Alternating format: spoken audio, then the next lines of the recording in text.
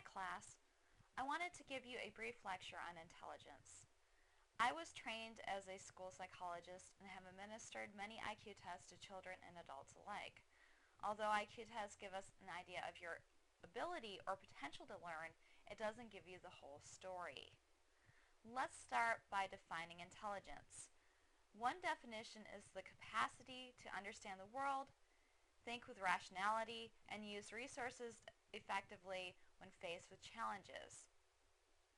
I prefer this definition. Intelligence is problem-solving skills and the ability to adapt to and learn from life's everyday experiences.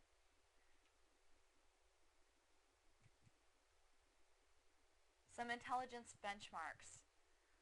Binet's pioneering efforts in intelligence testing left three important legacies.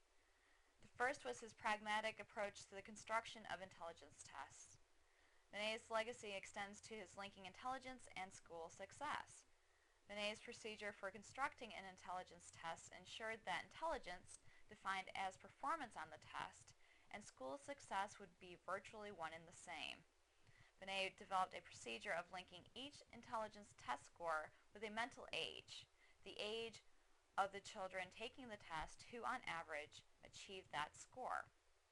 Most psychologists today use the WISC-4 to test IQ. When looking at actual full-scale IQ scores, 100 is the average or the mean score. Most people fall between two standard deviations of the mean.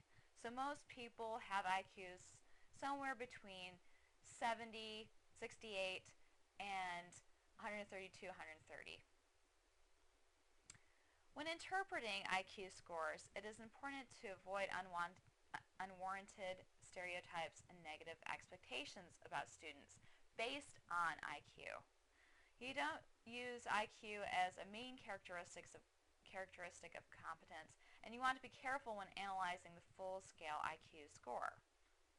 Sometimes this doesn't give you the whole picture. Some children do much better on one of the subscales. For example, a child might have a high score on the nonverbal subscale and a low score on the verbal subscale. If you just look at the full-scale score, you aren't going to be aware of potential strengths and weaknesses.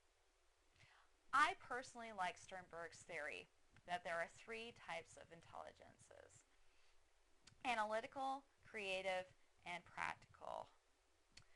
Analytical ability involves breaking ideas and products into their component parts, making judgments, evaluating, comparing and contrasting, and critiquing. This is what we typically call book smarts. This is what's actually tested typically on an IQ test. Creative ability involves inventing, discovering, imagining, and supposing. Practical ability involves applying knowledge to everyday situations, using knowledge and tools, and seeking relevance. This is what we typically call street smarts. Some examples. Cindy always does very well on both standardized and classroom tests and gets good grades in school. However, she does not write original stories well, nor would anyone say that she has much common sense. In what form of intelligence is Cindy high? Analytical intelligence. Cindy has the ability to do the things most likely measured by test: analyze, judge, evaluate, compare, and contrast.